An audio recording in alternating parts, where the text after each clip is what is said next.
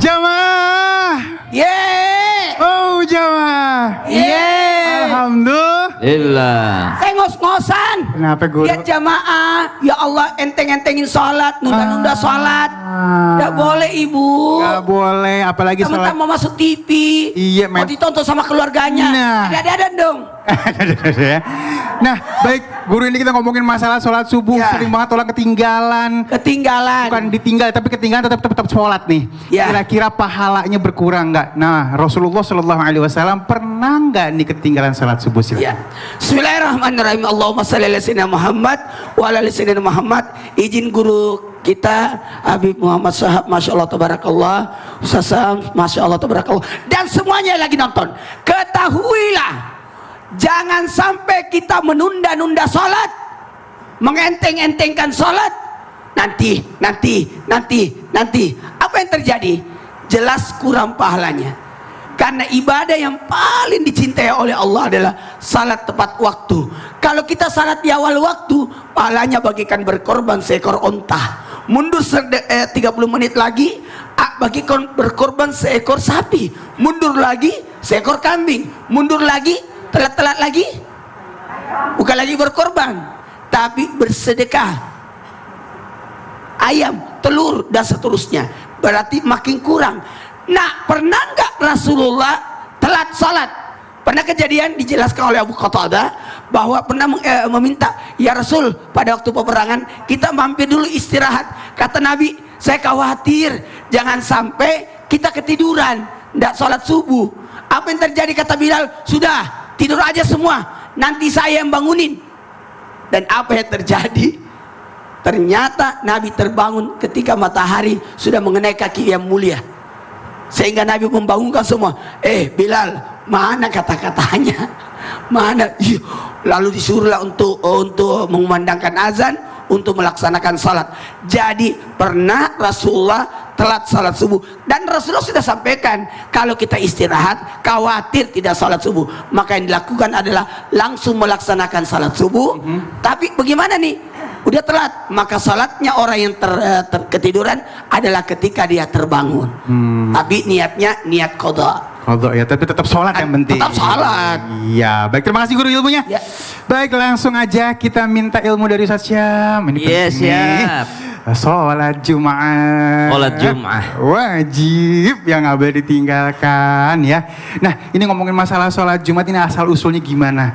Dan kalau misalnya kita sampai bermasalah dengan sholat Jumat atau menggampangkan seperti apa, guru, silahkan. Baik, Assalamualaikum warahmatullahi wabarakatuh. Muhammad Sofyan Maulana, Bang Ali serta jamaah di studio dan jamaah di rumah. Kita buka dulu surah Al-Jumu'ah ayat 9. A'udzu billahi minasy syaithanir rajim.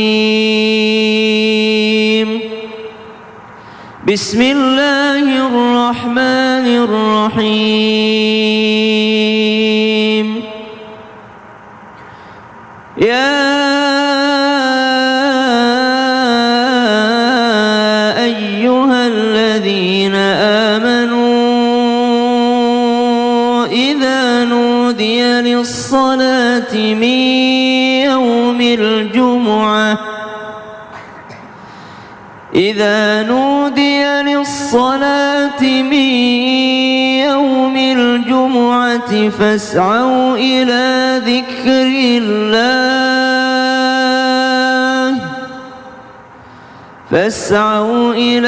ذكر الله وذروا البيع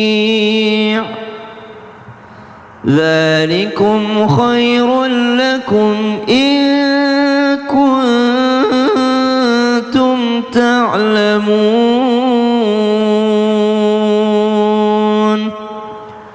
Wahai orang-orang beriman, apabila diserukan untuk kalian menunaikan sholat Jumat, maka bersegeralah kamu kepada mengingat Allah Subhanahu wa ta'ala, dan tinggalkanlah jual beli, karena yang demikian itu lebih baik bagimu jika kamu mengetahui.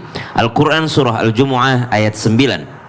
Maka jika ditanyakan tentang sejarah sholat Jumat ini, kita kembali ke ayat 9 surah Al-Jumu'ah tadi. Ibnu Hajar Al-Asqalani, beliau menyebutkan bahwasanya Syekh Ibnu Hajar Al-Asqalani menyebutkan bahwa ayat ini turun di Madinah. Berarti sholat Jumat pertama kali itu diperintahkan di Madinah. Jadi sejak saat Nabi telah hijrah ke Madinah. Namun berbeda pandangan dengan Syekh Abu Hamid yang menjelaskan bahwasanya sebenarnya sholat Jumat itu sudah diperintahkan di Mekah.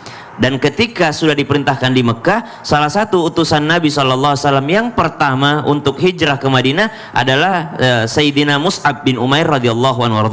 Beliau Mus'ab bin Umair ketika hijrah ke Yathrib yang sekarang bernama kota Madinah, meminta izin kepada baginda Nabi SAW untuk melaksanakan sholat Jumat di Madinah. Karena ketika di Madinah nanti tidak ada lagi gangguan seperti yang terjadi di kota Makkah. Maka baginda Nabi SAW pun memerintahkan ataupun mengizinkan kepada Sayyidina Mus'ab bin Umair radhiyallahu anhu untuk menjadi duta Islam pertama ke Madinah dan melaksanakan sholat Jumat pertama di sana, yang mana orang yang pertama ikut sholat Jumat di sana bernama Sayyidina As'ad bin Zurarah. Beliau inilah yang bersama dengan Mus'ab bin Umair melaksanakan sholat Jumat di kota Madinah. Dan pendapat ini dipilih oleh Sayyid Muhammad Al-Maliki untuk dijadikan pendapat yang lebih kuat. Ternyata sholat Jumat pertama kali diturunkan oleh Allah Subhanahu wa Ta'ala diperintahkan yakni di kota Mekah. Namun karena ada intimidasi daripada kafir Quraisy, maka yang pertama kali melaksanakannya adalah Mus'ab bin Umair bersama dengan Sayyidina As'ad yakni di kota Madinah, karena di sana lebih aman. Kenapa dikatakan demikian? Lalu bagaimana kontradiksi dengan surah Al-Jum'ah yang turun di kota Madinah ataupun menjadi surah Madaniyah? Ternyata Sayyid Muhammad Al-Maliki lebih berpendapat bahwasanya ayat ini turun bukan untuk memerintahkan sholat Jumat, tapi ayat ini turun berkaitan dengan jual beli, yang mana pada saat itu jikalau sholat Jumat sudah dilaksanakan masih ada orang-orang yang sibuk dengan jual belinya, maka ayat ini turun fas'au ila dzikrillah wa dzarul bai', maka segeralah melaksanakan sholat Jumat untuk mengingat Allah dan tinggalkanlah jual beli. Berarti ayat ini lebih menekankan kepada orang yang meremehkan sholat Jumat masih sibuk dengan kegiatannya. Jamaah yang dimuliakan Allah Subhanahu wa Ta'ala, bagi seluruh laki-laki yang sedang menyaksikan Islam itu indah ataupun ibu-ibu yang menyaksikan Islam itu indah, mari ingatkan para laki-laki di anggota keluarga kita, bukan hanya suami tapi juga anak laki-laki, agar segera meninggalkan segala sesuatu yang dikerjakannya di hari Jumat ini. Kenapa? Karena Jumatan itu bukan hanya sholat 2 rakaat. Jumatan itu diiringi oleh khutbah, dan khutbah ini ada 2 khutbah. Banyak orang meremehkan khutbah pertama, nunggu khatib mengucapkan barakallahu li walakum fil Qur'anil azim baru masuk ke masjid. Masih banyak orang yang meremehkan khutbah ini. Mereka bersantai-santai di rumahnya, oh baru adzan pertama. Padahal syariat adzan pertama ini adalah syariat memudahkan kita agar tidak terlambat ke masjid. Malah banyak orang yang menggunakan adzan pertama ini agar terlambat ke masjid. Oh baru adzan pertama, baru adzan pertama. Padahal syariat adzan ada 2 di sini yang dilaksanakan oleh Sayyidina Utsman bin Affan radhiyallahu anhu adalah untuk memudahkan kita agar tidak terlambat, yakni rangkaian Jumatan. Wallahu ta'ala a'lam. Masya Allah. Sedikit guru, perempuan boleh nggak sih sholat Jumat? Boleh. Boleh. Bahkan dikatakan kalau sudah melaksanakan sholat Jumat maka dia tidak perlu lagi menggantinya dengan sholat zuhur. Masya Allah. Terima kasih guru ilmunya. Sama-sama. Boleh tepuk tangan dulu yuk. Dan baik, selanjutnya kita minta guruku Al-Habib Muhammad Syah, Masya Allah ya, ini masalah sholat zuhur. Siap, Masya Allah. Waktu istirahat ya pas zuhur, kita sholat zuhur. Ini siapa sih yang pertama kali melakukan? Silakan guru. Baik. Bismillahirrahmanirrahim. Sholat zuhur dalam sejarah artinya yang pertama kali mengerjakan sholat zuhur adalah Nabi Allah Ibrahim alaihi salam. Ketika itu datang perintah, kama huwa masyhur, seperti yang sering kita dengar, Nabi Allah Ibrahim ini mendapatkan perintah dari Allah Subhanahu wa Ta'ala untuk menyembelih anaknya. Betul ibu-ibu ya? Betul, bahasa Sundanya apa? Leres. Oh, leres. Leres itu bukan jemur baju itu. Nah, itu diperes guru. Iya. Artinya Masya Allah, ketika dapat Nabi Ibrahim itu perintah menyembelih daripada anaknya Nabi Ismail, kemudian dibebaskan oleh Allah Subhanahu wa Ta'ala, itu diganti dengan domba. Itu sudah dekat-dekat tergelincir zuhur ya. Kemudian ungkapan rasa syukur yang diungkapkan oleh Nabi Allah Ibrahim alaihissalam, kemudian beliau melakukan sholat 4 rakaat. Rakaat yang pertama, Nabi Allah Ibrahim, artinya ungkapan rasa syukur dari Nabi Ibrahim adalah Allah subhanahu wa ta'ala gantikan anaknya, tidak jadi dipotong atau tidak jadi disembelih, digantikan dengan seekor domba. Itu niat rakaat daripada rakaat pertama Nabi Allah Ibrahim, ungkapan rasa syukur kepada Allah subhanahu wa ta'ala. Kemudian yang kedua, ungkapan rasa syukur daripada Nabi Allah Ibrahim kepada Allah subhanahu wa ta'ala. Yang kedua, Allah hilangkan, nih subhanallah, Allah hilangkan kesedihannya akan kehilangan anaknya. Jadi Masya Allah, bayangan ibu, artinya ketika yang kedua itu anaknya akan disembelih, kan dia akan kehilangan anak kesayangannya Nabi Allah Ismail. Tapi subhanallah, Allah subhanahu wa ta'ala gantikan itu dengan domba. Jadi rakaat yang kedua, rasa syukur daripada Nabi Allah Ibrahim dihilangkan tuh kesedihannya akan kehilangan putranya yang tersayang. Masya Allah. Rakaat yang ketiga, kayak ibu-ibu kan, ya Allah doa sholat, ya Allah jangan sampai suami saya nikah lagi. Niat sholat kadang-kadang subhanallah. Yang ketiga, niat daripada Nabi Allah Ibrahim adalah mensyukuri rasa ridha, kasih sayang Allah subhanahu wa ta'ala atas kejadian besar tersebut terhadap dirinya. Jadi kejadian itu bukan kejadian kecil. Bukannya Nabi Ibrahim itu dikasih bocoran, Ali, ayo Ibrahim potong anakmu, nanti sebelum kau potong nanti saya gantikan domba. Tidak dibocorkan oleh Allah subhanahu wa ta'ala. Makanya Masya Allah, ungkapan rasa kesenangan syukur Nabi Allah Ibrahim kepada Allah subhanahu wa ta'ala atas kejadian tersebut, maka beliau melakukan sholat duhur tersebut. Dan yang keempat, yang hebat lagi Masya Allah, ungkapan rasa syukur dari rakaat yang keempat, Nabi Allah Ibrahim utarakan kepada Allah subhanahu wa ta'ala, apa ibu? Karena dombanya diganti domba yang terbaik, domba yang paling hebat, domba yang dari surga. Masya Allah, digantinya domba yang dari surga. Jadi kalau ditanyakan siapa yang pernah melakukan salat zuhur pertama kali, Nabi Allah Ibrahim. Nah kita juga sebenarnya, kita ini kan mengikuti juga Nabi Muhammad, banyak juga mengikuti syariat yang dibawa oleh Nabi Ibrahim. Nah kita sholat juga harus punya perasaan gitu. Kita sholat pertama memang kewajiban kepada Allah subhanahu wa ta'ala, tapi sholat kita juga selalu ungkapan rasa syukur Allah subhanahu wa ta'ala, berikan ibadah sholat. Jadi sholat itu bukan beban, sudah yang penting saya sholat, sudah yang penting saya menunaikan kewajiban, gak ada istisyar, gak ada ketika masuk Allahu Akbar perasaan rasa syukur kepada Allah subhanahu wa ta'ala. Oh, ditambah nikmat nih, jadi tahu semuanya guru ya. Baik, terima kasih ilmunya guru. Baik, sekarang kita akan jawab pertanyaan yang sudah masuk melalui Instagram. Kita masuk ke dalam segmen Tanya Dong Ustadz. Kami semua tanya dong Ustadz. Baik, ini dari Yudis. Assalamualaikum Ustadz. Kita kan sholat diajarkan oleh orang tua kita, tapi siapa yang mengajarkan sholat Rasulullah Sallallahu Alaihi Wasallam bahkan di terdahulu? Mohon penjelasannya. Ini Ustadz Syam, silakan. Baik, kebanyakan ulama berpendapat bahwa yang mengajarkan Nabi Shallallahu Alaihi Wasallam untuk sholat dan waktu-waktu sholat adalah Jibril alaihissalam. Tentu saja diutus oleh Allah Subhanahu Wa Taala. Jadi yang ngajarin tuh Allah, tapi melalui malaikat Jibril alaihissalam. Bahkan kalau ibu-ibu ada kesempatan untuk berangkat umroh haji, nanti di sisi Ka'bah itu, sisi Baitullah itu ada beda sedikit lantainya di situ yang nempel sama Ka'bah itu. Nah itu konon adalah tempatnya malaikat Jibril alaihissalam mengajarkan mengajarkan baginda Nabi SAW sholat. Dan menurut para ulama, sholat pertama kali yang diajarin adalah sholat zuhur, waktu zuhur. Jadi yang 4-4-4 itu, zuhur, asar, isya.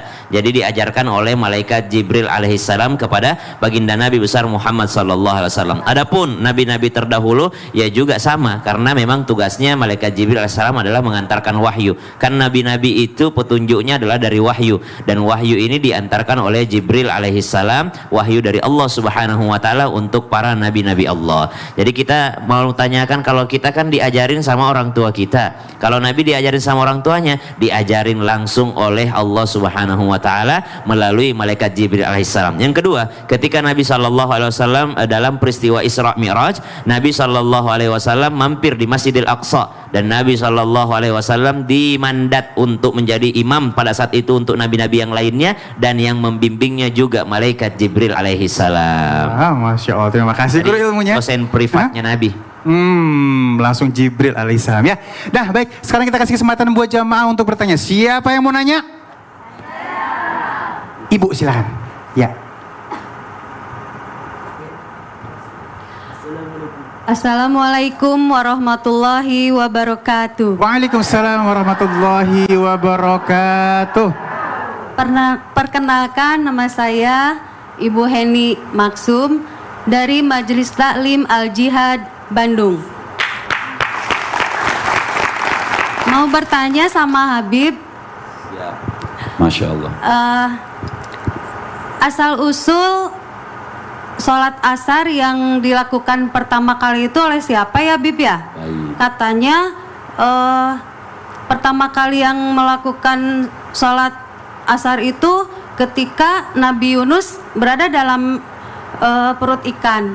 Nah, bagaimana penjelasannya Bib? Terima kasih. Jazakallahu khair. Wassalamualaikum warahmatullahi wabarakatuh. Warahmatullahi wabarakatuh. Silakan ya Habibi. Beliau yang nanya, beliau udah jawab. Bismillahirrahmanirrahim. Masya Allah, ini senang hari ini kita bahas masalah sholat Ibu ya. Mudah-mudahan selesai acara ini kita makin rajin sholatnya, kita makin khusyuk sholatnya, kita makin yakin betul-betul melakukan ibadah sholat. Seperti Rabi' bin Haytham Ibu, sebelum kita bahas, Rabi' bin Haytham ini waktu sujud ditanya, kata Rabi' bin Haytham, beliau mengatakan, seandainya sujudku ini dapat kabar dari Allah Subhanahu wa ta'ala melalui malaikatnya, wahai Rabi', sujudmu ini diterima oleh Allah Subhanahu wa ta'ala, maka apa kata Rabi', saat itu juga aku minta dimatikan oleh Allah Subhanahu wa ta'ala. Sangat hebatnya ibadah sholat dan sangat besarnya. Maka kalau ditanya siapa sih orang yang pertama kali melakukan ibadah sholat asar, betul Ibu tadi mengatakan Nabi Yunus alaihis salam. Kan Nabi Yunus itu dimasukkan, bukan dihukum ya, seperti dihukum di ta'zir lah, artinya dimasukkan oleh Allah Subhanahu wa ta'ala ke perut ikan. Makanya ada yang mengatakan kalau ada gempa-gempa, orang dulu bilang, wah itu sayapnya paus Nabi Yunus bergerak ya.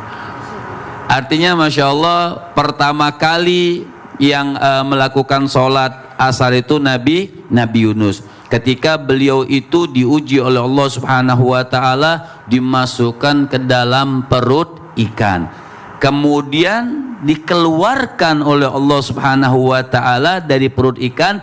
Nah ketika keluar seperti waktu-waktu asar lah, seperti itu Ibu. Ketika Nabi Yunus keluar, maka Nabi Yunus melakukan sholat ya.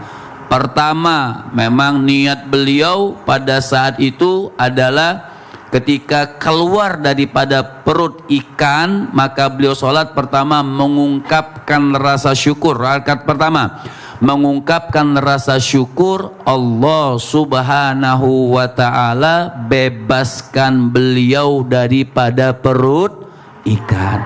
Yang kedua, Allah Subhanahu wa ta'ala bukan bebaskan beliau, Allah Subhanahu wa ta'ala hilangkan apa namanya kegelapan di dalam perut ikan. Ibu bayangin aja, kita rumah gelap aja kan kadang-kadang pusing atau mati lampu. Aduh, ini gelap banget nih, mau kemana-mana bingung. Ibu bayangkan Nabi Yunus di dalam perut ikan. Ibu mau dalam perut ikan?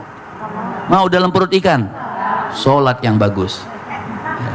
Artinya gelap di dalam itu gelap. Jadi kan ketika itu terang benderang ketika dikeluarkan daripada perut ikan tersebut, maka Nabi Yunus ungkapan rasa syukur dia hilangnya kegelapan daripada perut ikan. Dan yang ketiga adalah mendapatkan ridho dari Allah Subhanahu wa taala. Artinya ketika keluarkan mendapatkan ridho dari Allah Subhanahu wa taala jalla jalaluhu wa ta'ala azamatuh. Dan yang keempat dari gelapnya perut ikan itu sendiri, bukan kegelapan. Beda yang kedua nih. Kalau yang kedua tadi kegelapan, artinya di dalam perut ikan tersebut. Nah, dan yang keempat itu hampir sama seperti maknanya, tapi memang ikan itu aslinya gelap di dalam tersebut, nggak ada repot kita mau ngapain saja di perut tersebut. Maka yang keempat tersebut Nabi Allah Yunus mengungkapkan rasa syukur kepada Allah Subhanahu wa taala. Jadi Ibu, Masya Allah, kita ini sulit sekali untuk mengalahkan ibadah-ibadah para nabi dan rasul. Tapi terkadang kita ini sudah banyak dosa, banyak maksiat, melakukan kesalahan, sholat pula kita tinggalkan. Masya Allah, bagaimana nabi-nabi, lihat nabi-nabi mereka sudah ibadah, dihukum sama Allah pun mereka ibadah, mereka melakukan rasa syukur kepada Allah Subhanahu wa taala. Coba kita sedikit aja kita ibu-ibu habis apa tuh menikur, cukur, apa tuh? Manikur pedikur. Ya, habisnya misalnya kukunya kegores, malah tuh bukan, wah marah kenapa begini? Padahal nggak ada rasa syukur, alhamdulillah masih diingetin sama Allah kan begitu. Disentil baik-baik ya. Betul. Baik, terima kasih Habibi ilmunya. Masya Allah, tepuk tangan dulu yuk. Ya, tambah cinta, tambah sayang, jangan sampai ditinggalin ya sholatnya ya. Dan sekarang masih ada lagi dari media sosial, kita mau baca ini dari Rizaluddin ya. Assalamualaikum Ustaz, saya mimpi saya sholat zuhur ma'asar tapi saya masih tidur. Bangun-bangun maghrib. Aduh, gimana ya Ustaz? Jadi mimpi sholat. Dari tadi sudah disampaikan. Ya. Hati-hati, haram hukumnya tidur kalau tidak ada keyakinan bisa bangun. Ya. Makanya jangan suruh tidur duluan. Ya. Tunggu sholat dulu baru tidur. Ya, ngapain marah-marah di sini sih guru?